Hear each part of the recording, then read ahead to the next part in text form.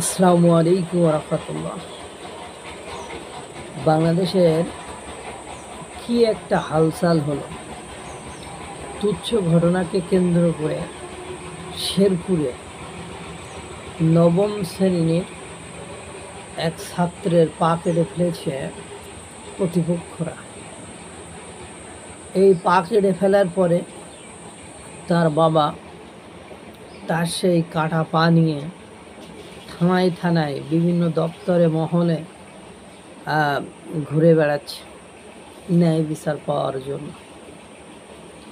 তো এর চেয়ে হতাশাজনক, বিপদজনক আর কি হতে পারে?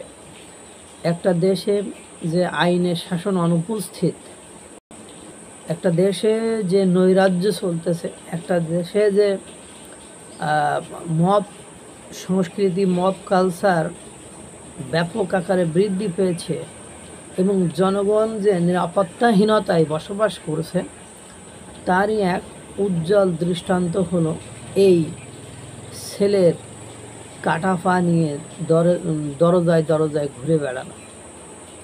মানে এটিকে শুধুমাত্র হতাশাজনক বলা যাবে না, এটি চরম আকারের হতাশাজনক।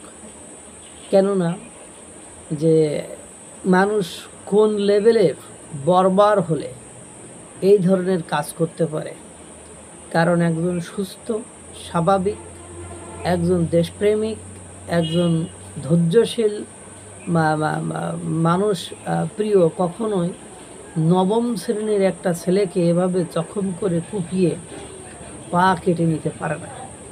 আর পা কেটে নেওয়ার পরে নির্বিঘ্নে তারা আবার সেই সমাজে ঘুরেও বেড়াতে পারে না। তাহলে বলেন, আমরা আমাদের জীবনের নিরাপত্তাটা কোথায় গেলে পাব? যে ছেলের কাটা পা নিয়ে থানায়, মানে এসপি অফিসে গেছেন কিনা আমি জানি না, থানায় মামলা তো হয়েছে, এখনো পর্যন্ত কেউ গ্রেপ্তার হয়নি। তারা হয়তো বা নির্বিঘ্নে ঘুরে বেড়াচ্ছে এবং থানা থেকে কোনো তৎপরতা দেখানো হয়েছে কিনা ন্যায় বিচারের জন্য পিতা দাঁড়ে দাঁড়ে ঘুরে বেড়াচ্ছে। কোন দেশে আছি, কোন সমাজ ব্যবস্থায় আছি? ডক্টর ইউনূস শান্তিতে নোবেল পুরস্কার বিজয়ী, কোথায় শান্তি? শান্তি থাকলে সেই দেশে কি এরকম ঘটনা ঘটে? এটা কি কখনো কোনো মহলে কোনোভাবে এটা কাম্য হতে পারে?